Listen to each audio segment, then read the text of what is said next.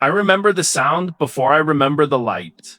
A metallic scream tearing across the upper atmosphere, vibrating through my bones as if the universe itself were warning me that the fall would be long, and that the ground waiting below was not the one I had come from. Flames devoured the edges of the cockpit. The controls were dead. My oxygen alarms shrieked, and all I could do was brace as the world outside spun in violent spirals of red, gold, and smoke. Then came the impact. Not the violent death I expected, but a sudden, almost gentle deceleration. Like plunging into a massive cushion of moss and drifting for several meters before everything finally stopped. The silence afterward was suffocating. Only my heartbeat remained, fast and panicked, drowned in the smell of scorched metal and the wet, earthy aroma of alien soil. I forced the emergency latch open. Cold, misty air rushed in, glowing faintly with a strange turquoise hue. I stumbled out of the wreckage, boots sinking slightly into a carpet of thick, luminous vegetation. Enormous trees twisted upward into the sky, their leaves shimmering as if reflecting distant constellations. I whispered to myself, "This is not mapped space." And that was when the ground trembled. A deep rhythmic vibration, steady and powerful, approaching with unmistakable intention. I spun around, adrenaline flooding through me. The mist parted, first a silhouette, then a form so immense my mind struggled to comprehend it. A woman, a giant woman. Her height must have been at least 60 feet, her figure outlined by the bioluminescent glow of the forest. Her hair tumbled down her back like a waterfall of silver, and her eyes vast, expressive, impossibly human glimmered with both curiosity and something like awe. She leaned forward, placing a hand the size of a small shuttle against the ground as she examined me.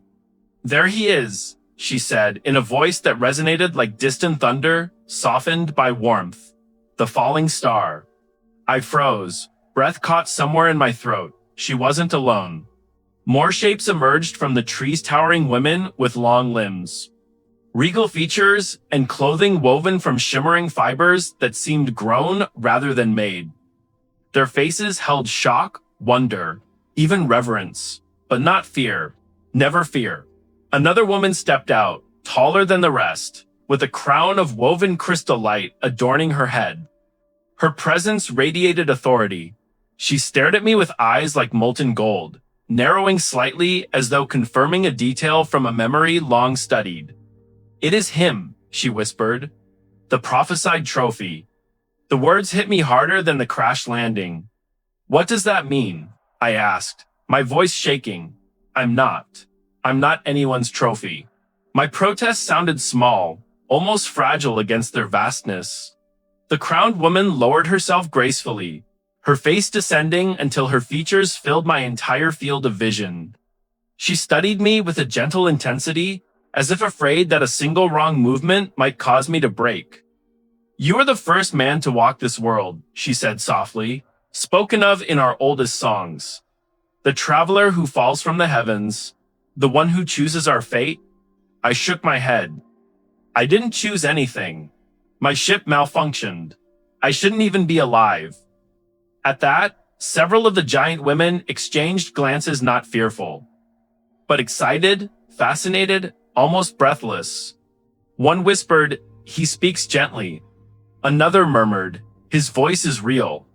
Just as described, the crowned woman extended her hand toward me, her palm open as wide as a landing pad.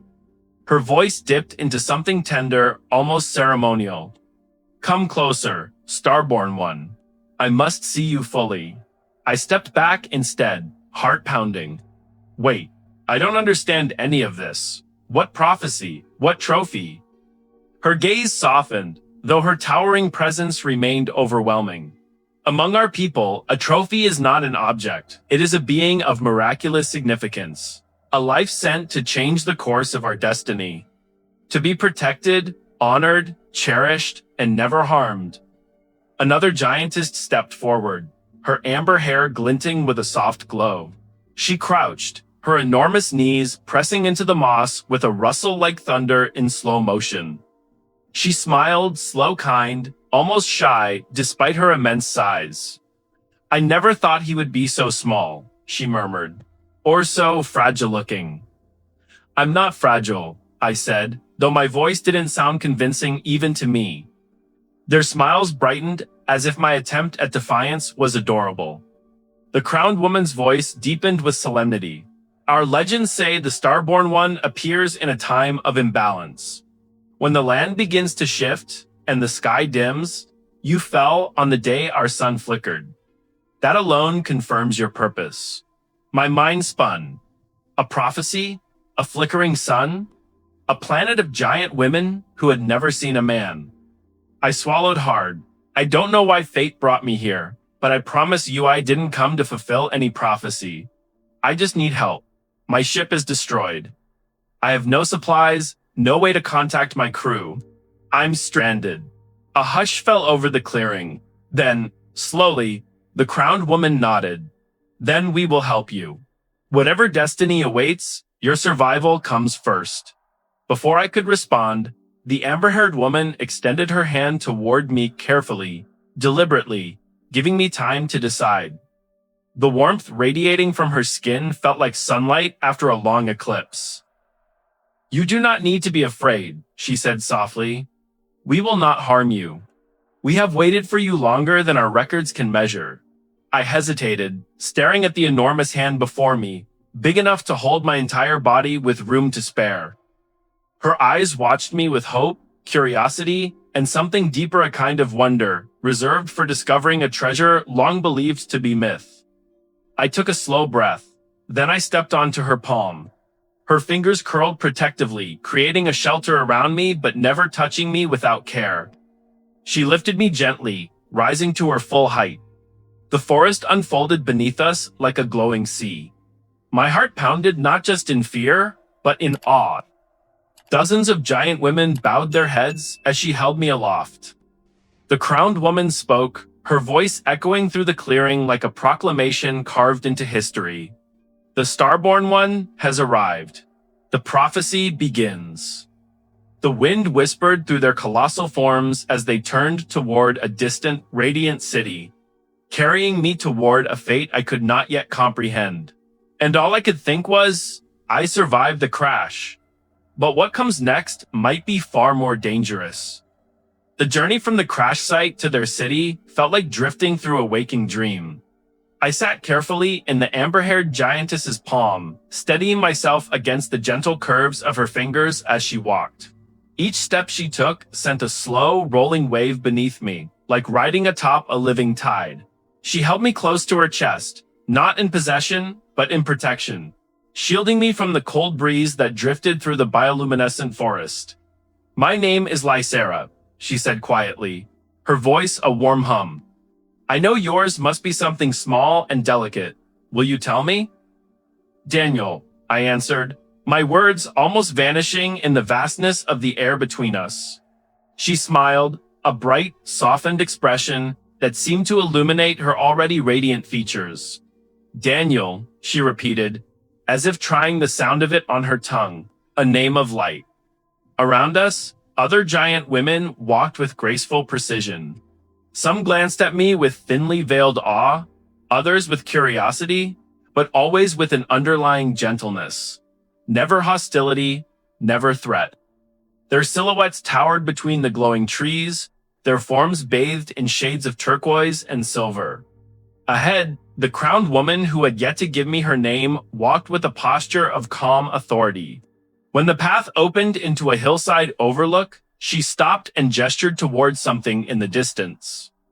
There, she said. I followed her gaze and my breath caught. Their city rose from the earth like a sculpture formed by starlight. Towering structures of crystalline stone spiraled gracefully toward the heavens. Infused with veins of luminescent energy that pulsed like veins beneath living skin. Bridges arched between towers with impossible elegance, and waterfalls poured from elevated reservoirs, cascading into rivers that glowed softly in the gathering dusk. 1,000 lights shimmered across the city, but none of them came from fire or electricity. They were organic, harmonious, alive. Lysera felt my awe. I sensed her smile before I looked up and saw it. "You must understand," she said. "For many generations, we believed you were only a tale told in our earliest songs. A fragment of our past, a promise for our future. But now, you live and breathe and speak." The crowned woman turned to address me fully. "This city is called Arethia. It is the heart of our world, and it is here that your arrival will be understood." "I still don't understand why it matters so much," I said. "I'm no prophecy. I'm just a pilot who got very, very unlucky at that." The crowned woman's expression softened with something like compassion. "No, Daniel," she replied. "You did not fall by accident, not to us." She gestured for Lysera to follow her down the winding path toward the city gates. The guardians stationed their giant women clad in robes woven with geometric patterns opened the crystalline archway with synchronized movements. As we passed through, they lowered their heads respectfully toward me. The city's sounds swept in, melodic chimes humming in the breeze, distant laughter echoing from towering balconies, the soft splash of cascading water. Everything felt harmonious, alive, purposeful. Lysera carried me carefully through the main avenue. The residents paused as we passed. Some placed their hands over their hearts. Others whispered, "The Starborn One," or "He is real." One young giantess, no older looking than a teenager, leaned close to her mother and whispered, "Mama, he's so tiny, with wide, astonished eyes." Her mother gently touched her shoulder. "Remember, little one, tiny does not mean powerless." Their reverence only tightened the knot in my stomach. We soon reached a vast hall carved into the mountainside ditts, ceiling arching so high that I could not see its peak. Inside glowed a warm golden light, illuminating murals that stretched across the walls. They depicted scenes I had no hope of understanding. Women raising cities from nothing, harvesting energy from the sky, guiding luminous beasts through forests. And in one mural towering above us, I saw something that made my blood run cold. A falling star, a broken vessel descending from the heavens, and a small figure emerging from the wreckage, surrounded by giant women who lifted him with reverent hands. It was me, or rather, a figure uncannily like me. I stared, breath tangled in my throat. How long have you had that?" The crowned woman stepped forward. Her voice echoed deeply through the chamber. "This mural is older than any living person. Our ancestors painted it in the Age of Dawn. They believed that, in our greatest hour of imbalance, a traveler from beyond our sky would come. A man, the only man." "But why me?" I whispered. "Why a man at all?" Lysera knelt, bringing me closer to her face. In her eyes, I saw both honesty and a sadness she struggled to hide.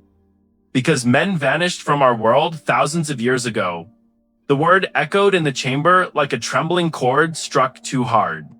"Vanished?" I asked. "What happened to them?" The crowned woman answered, "We have only fragments of knowledge, stories, warnings. They disappeared in what we call the severing. After that, our world changed. Energy became unstable. The sky dimmed. Seasons grew unpredictable. We survived, but our balance was lost." She stepped closer, the crystals of her crown catching the golden light.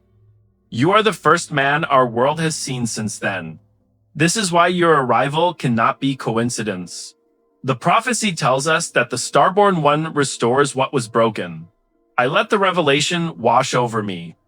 The giant murals, the reverence, the bowed heads, the warmth of Lysera's hand beneath me, steady and gentle despite her enormous size. "How am I supposed to restore anything?" I asked quietly. "I don't have any special abilities. I don't know anything about your world. I'm just human." Lysera lifted me slightly, her voice soft but resolute. "Daniel, our legends do not speak of strength. They speak of presence, of guidance, of a bond between worlds. Perhaps your purpose is not to fix our world with power, but with understanding."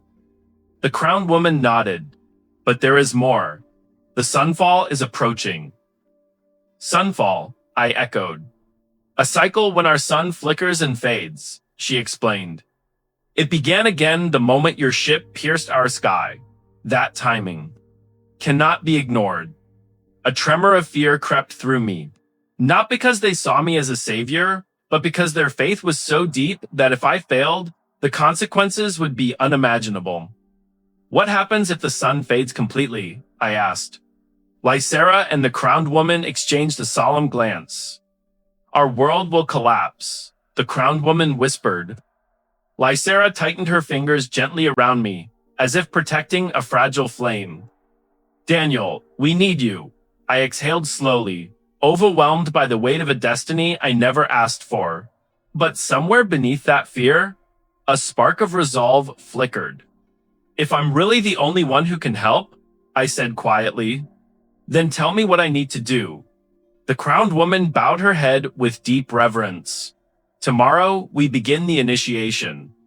Initiation, I repeated. Yes, she said, to awaken the bond between you and this world. But for tonight, you must rest.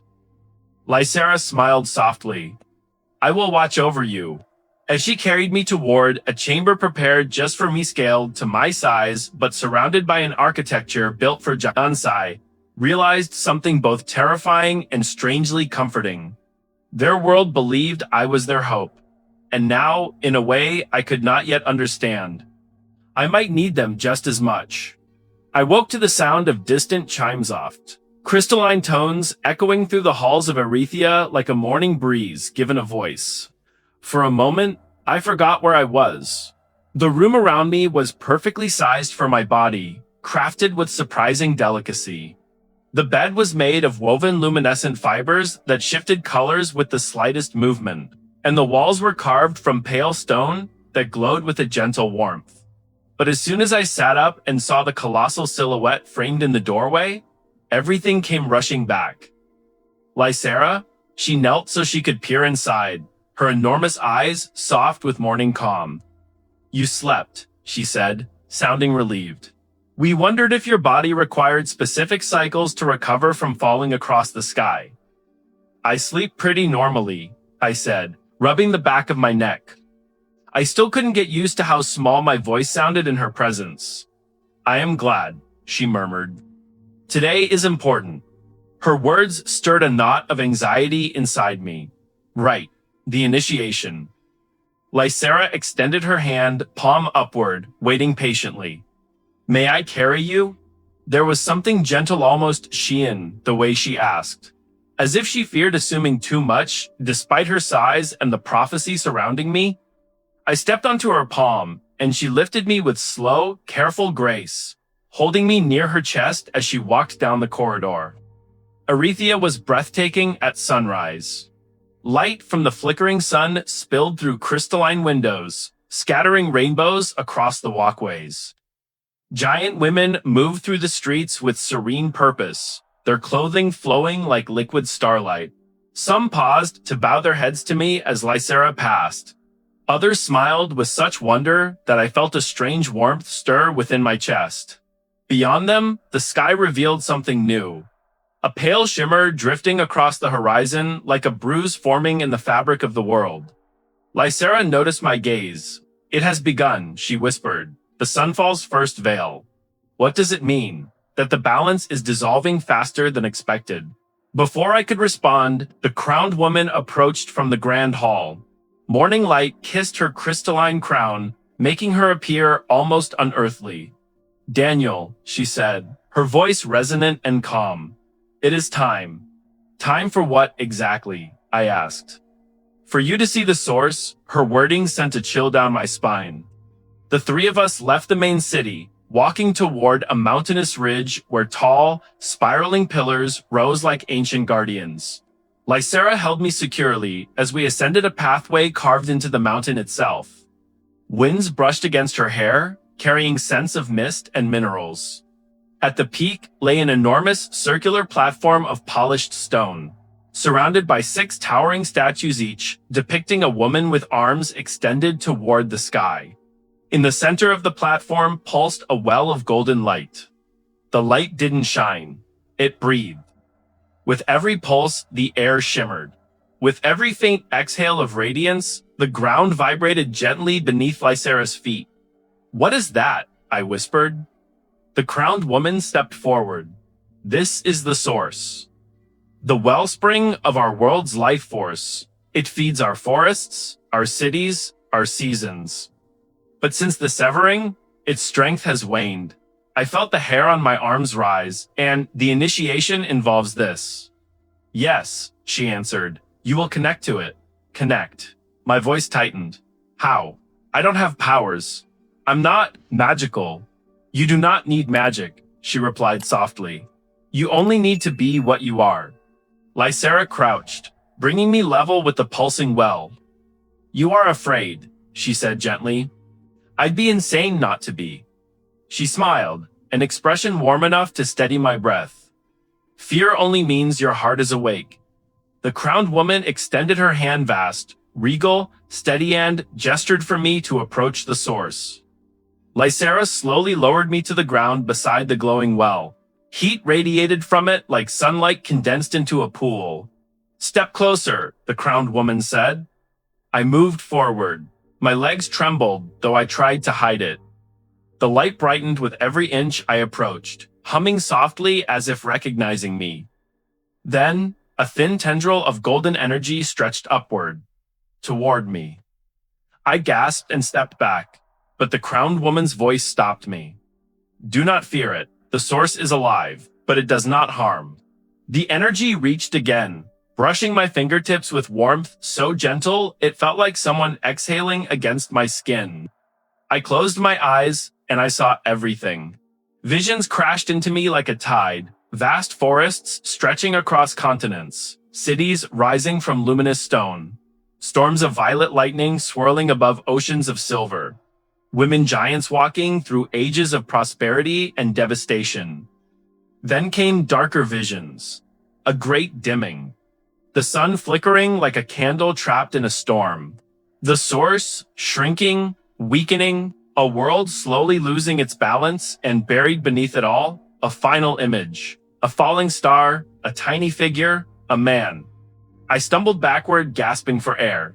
The visions shattered like glass. Lysera instantly swept down, cupping her hands around me without touching, ready to shield me if I collapsed. "Daniel, speak to me," she pleaded. "Are you harmed?" I shook my head, though my heart beat violently. "No, just overwhelmed."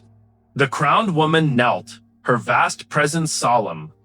"You felt the truth. The source recognizes you.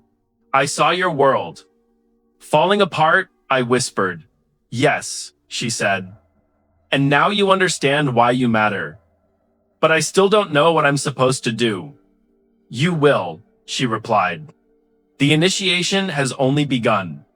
Before she could say more, a sudden tremor shook the platform. The source flickered violently, its light spasming like a dying heartbeat. Lysera gasped, stepping closer to me instinctively. "The instability is worsening." The crowned woman rose to her full towering height. "We must return to Erythea. The council must hear of this immediately." Lysera lifted me once more, holding me protectively against her chest as they descended the mountain.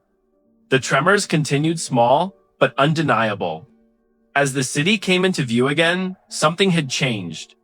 A growing shadow stretched across the sky, dimming the already fading sun. The people of Erythea gathered in the plazas, pointing upward with fear etched across their magnificent features. Lysera's grip tightened around me, though her voice remained steady. "Daniel, our world is accelerating toward collapse." The crowned woman turned to me, her golden eyes glowing with urgency. "And whatever the prophecy means, whatever role you are meant to play, we will need you sooner than we expected." My pulse thundered in my ears as I looked at the sky darkening above a world that believed I was its only hope. And yet the question echoed louder than ever. What if their prophecy was wrong? Chaos, even quiet chaos, looks different in a city of giants. By the time Lysera and the crowned woman carried me back into the heart of Erythea, The plazas were crowded with towering figures. They stood still as statues, their faces lifted to the darkening sky, their expressions wavering between awe and dread. Whispered voices rippled through the immense crowd like wind through tall grass. The sun dims, the prophecy accelerates. The starborn one must know the way. I felt all their gazes landing on me, tiny, fragile, unprepared. A single man surrounded by hundreds of towering women who believed I held the key to the survival of their world. Lysera pressed her hand to her chest, cradling me gently as if trying to shield me from the pressure of so many eyes. "Do not fear them," she whispered, though her own voice trembled. "They are frightened. They look to you because they have no one else to guide them." The crowned woman lifted her arm, and silence washed across the city. Every giantess bowed her head. "Citizens of Erythia," the crowned woman declared, her voice resonating across the crystalline towers. "The flickering of our sun marks the beginning of the sunfall, but fear does not serve us now. The Starborn One has begun the initiation." The source recognized him. A murmur of awe rippled through the crowd. "He will help us restore balance," she continued. "He will not face this destiny alone." Her words were meant to calm them, but I felt their weight settle heavily onto my shoulders. I swallowed hard, my breath catching in my chest. When the crowd finally dispersed slowly, reluctantly Lysera carried me to a vast chamber near the Hall of Councils. The space was filled with towering figures, each grander and more regal than the last. These were the elders of Erythia, women whose wisdom and presence shaped the course of their civilization. They formed a circle around a raised platform, and Lysera gently set me down upon it. Dozens of enormous eyes examined me not with suspicion, but with an intensity that made my skin prickle. The crowned woman joined them, standing at the head of the circle. "The initiation has revealed what we feared," she said. "The source is destabilizing faster than predicted. We must determine our next course." One elder stepped forward, her deep violet hair flowing around her like a shimmering cloak. "The prophecy states that the Starborn One will either restore the world or hasten its collapse if he is not awakened in time." Another, with emerald eyes, added, "The bond between his life force and the source must be strengthened. We must proceed to the rite of resonance." I stepped back instinctively. "Hold on. Rite of what?" Lysera lowered herself beside the platform so she could speak at my level. "Daniel, the rite of resonance is not painful. It is a ceremony meant to harmonize your presence with the energy of our world. Without it, the source cannot stabilize." "But what does that mean for me?" I asked. "What does it do?" The crowned woman answered gently. "It deepens your connection. You will see more. You will feel more. And in time, you will be able to guide us toward restoring the balance." A beat of silence passed. Then an elder asked, "Will the man agree?" All eyes fell upon me again. My heart hammered. Part of me wanted to run, though there was nowhere to go. Another part of me burned with fear of the unknown. But a deeper, quieter part, the part that had seen the visions, knew the truth. If I refused, their world would die. So would they. I exhaled shakily. "I'll do it. I don't have a choice, do I?" Lysera's eyes softened, filled with something warm and luminous. "Thank you," she whispered. The crowned woman nodded with solemn respect. "Prepare the sanctuary." Two elders left the circle, their footsteps rumbling through the stone corridors. Lysera reached toward me. Palms open. "I will carry you," she said softly. She lifted me once again and followed the council through corridors of shimmering stone until we reached a vast chamber unlike anything I'd seen before. The air inside hummed with power. The walls were carved with ancient symbols, glowing faintly in shifting patterns. At the center stood a towering spire of pure crystalline energy, spiraling upward like a frozen beam of golden light. "This," the crowned woman announced, "is the sanctuary of resonance." Lysera set me down gently on a smooth stone platform at the foot of the spire. The platform shifted beneath my feet, responding to my presence with a rising warmth. What do I do? I asked quietly. Stand still, Lysera whispered, and trust us. The crowned woman stepped forward and raised her hands. The giant elders formed a circle around the spire, their voices rising in a low melodic chant. The symbols on the walls brightened, pulsing in rhythm with their voices. The air thickened, the ground vibrated. The spire began to glow. Suddenly, a beam of light surged downward, enveloping me. It wasn't hot nor cold. It felt like liquid memory pouring through my veins. My vision blurred. My knees buckled. Lysera gasped. Daniel, but the crowned woman lifted her hand. Do not interrupt. The bond is forming. The light around me thickened, swirling with shapes and colors I didn't recognize. Then came the visions worse than before, deeper than before. I saw the source shrinking into a dying ember. I saw the sun dimming into a pale ghost. I saw forests withering, oceans boiling, stars collapsing in the far distance. Then, a new vision emerged. A giant silhouette, female reaching toward me with hands filled with light. My own form standing before her, small but radiant, our energies merging in a single luminous burst, expanding outward like a second sunrise. I gasped, collapsing to my knees. The spire dimmed. The chanting ceased. Lysera rushed forward, cupping her enormous hands around me without touching. Daniel, speak to me. I'm okay, I whispered, just overwhelmed. The crowned woman stepped closer, her expression fierce with hope. What did you see? I hesitated. The vision was still burning in my mind. The connection, the merging of energies, the silhouette of a giant woman, faceless, unknown. It showed me something, I said quietly. Something important. But I don't understand it yet. You will, the crowned woman replied. The right of resonance always reveals the path, even if the meaning is not yet clear. As Lysera lifted me once again, holding me close to her heart, the crowned woman turned toward the entrance of the sanctuary. We have strengthened the bond, she declared, but the final step remains. Lysera's voice dropped to a near whisper. The final step? Yes, the crowned woman said gravely. Tomorrow, Daniel must descend into the heart of the source. A tremor ran through Lysera's arms and through me. The night before my descent into the heart of the source felt impossibly long. Lysera insisted I rest in her chambers, where the air was warm and filled with soft glimmers of amber light reflecting off her woven tapestries. She sat beside me for hours. Her immense form leaned close. Her presence calm, yet trembling with tension she tried to hide. I lay in a small bed crafted specifically for me, the kind of attention that still stunned me, no matter how many days I spent in Erythea. When I couldn't sleep, I sat up and looked at Lysera's gentle, worried gaze. Lysera, I whispered, what exactly is the heart of the source? Her breath caught in her throat, a small tremor rippling through her voice. It is the deepest chamber beneath Erythea, the place where the source's energy gathers before rising to feed our world. It is sacred and dangerous. Dangerous, I echoed. She nodded slowly. The energy there is unstable. It responds intensely to emotion, to fear, to uncertainty. Only the crowned woman has descended safely, and even she can only do so for moments at a time. I swallowed, and you think I can survive it?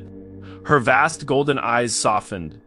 I do not think, Daniel, I hope. The prophecy says the Starborn One can endure what no one else can, but hope is all we have. Her honesty struck me deeply. She wasn't marveling at me anymore, or treating me like some mythic figure. Tonight she was simply a giant woman afraid of losing someone small who mattered to her. I stood and walked to the edge of her hand where she rested it near me on the table. My fingers brushed her palm. It felt warm and steady, but the faint tremble beneath her skin revealed everything she tried to hide. I promise I'll come back, I said softly. Her voice cracked.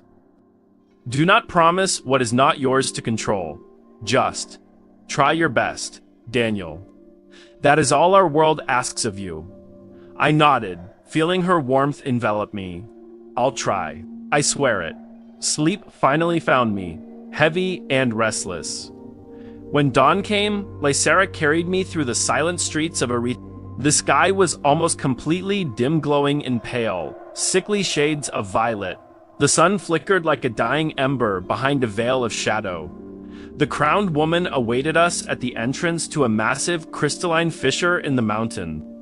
Two towering guardians stood on either side, holding long staves that hummed with faint energy. "It is time," she said. Her voice held no ceremony today, only urgency. Lysera tightened her grip slightly. "I will go with him." "No," the crowned woman replied gently but firmly. "The heart of the source reacts violently to any who are not bound to it. His bond through the resonance is the only protection he has." Lysera's face twisted with frustration, fear and helplessness all at once. "But he is so small." "Yes," the crowned woman whispered, "and that may be why he can survive where we cannot." Lysera looked at me, and for a moment the world grew silent. No prophecy, no destiny. Just the beings, one colossal, one fragile, hoping they would see each other again. "Be brave, Daniel," she said. "I will wait for you." Her fingers opened slowly, carefully, as if releasing me hurt her physically. I stepped onto the crystalline floor of the fissure, the air trembling with warmth. The crowned woman walked behind me, her footsteps resonating through the chamber like heartbeats. The pathway sloped downward into a vast chamber that shimmered with living light. The air grew thicker with every step. Colors swirled across the walls, gold, violet, crimson, shifting like the surface of a dreaming ocean. The crowned woman stopped at the threshold of a spiral platform leading deeper into the glowing abyss. "I cannot go farther," she said. "Beyond this point, the heart will only accept you." I turned to her. "What am I supposed to do down there?" "Listen," she said. "The source will show you how to restore balance. It has chosen you. Trust it and trust yourself. Trust myself."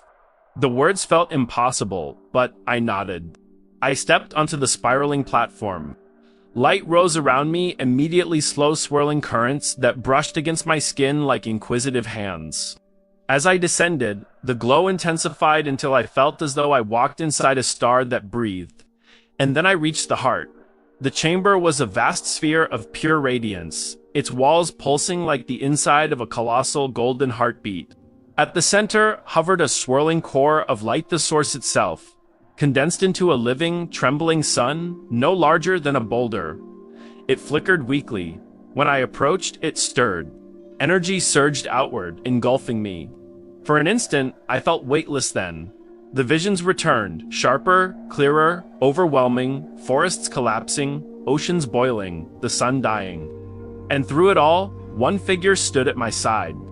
A giant woman, radiant with energy, her silhouette unmistakable. Not as a savior, not as a warrior, but as a bridge. The source spoke without words. It wasn't power it needed. It wasn't dominance. It wasn't control. It needed connection. A link between the last man and the first world of women. A bond strong enough to stabilize the flow of life. I reached toward the trembling core. "It's not me alone," I whispered. "It's us." The source flared, light exploded outward, the chamber blazed white, then everything collapsed into a single blinding flash. When the light faded, I was lying on the stone floor. My lungs burned. My heartbeat pounded wildly. The crowned woman rushed toward me, her eyes wide. "Daniel, speak hard. You alive?" I nodded weakly. "I saw it. I know what to do." Her breath trembled. "Tell me." "We have to bind my life force to the source. But it won't work unless Lysera stands with me. She's the one in the visions, she's the balance." The crowned woman stared at me, awe transforming slowly into understanding. "Of course. Her presence calms the energy, her bond to you is already strong. I trust her," I said softly. "More than anyone." Then we begin immediately. Lysera arrived moments later, breathless, her massive form filling the chamber with warmth and fear all at once. "Daniel," her voice cracked. "Are you hurt?" I shook my head. Lysera, I need you. Her eyes widened, shimmering. The crowned woman guided us to a smaller chamber adjacent to the heart. There, Lysera knelt and placed her hand beside me. I laid my hand against her colossal palm, our skin touching gently. The source reacted instantly, a surge of golden light rising around us, weaving between our forms. Lysera whispered, I'm here. I won't let go. I know, I whispered. The light wrapped around us, binding our energies. Her warmth flowed into me, anchoring me against the overwhelming tide. My strength fed into the source. Hers stabilized it. Together, we formed the bridge. The chamber erupted in radiance, then settled into a soft, steady glow. Outside, the sun brightened. Steady, strong, alive. Lysera looked down at me with tears shimmering in her vast golden eyes. You did it, she breathed. Daniel, you saved our world. I smiled, exhausted, but alive, not alone. The crowned woman approached, awe in every line of her face. The prophecy is fulfilled. Balance is restored. Lysera lifted me into her hands, holding me close with a tenderness that made my chest tighten. You are no trophy, she whispered. You are our miracle. And for the first time since falling from the sky, I believed her. If you enjoyed this story, make sure to subscribe and leave a like. It helps us bring more enchanting stories like this one to brighten your day. And let us know in the comments where in the world you're listening from. See you next time.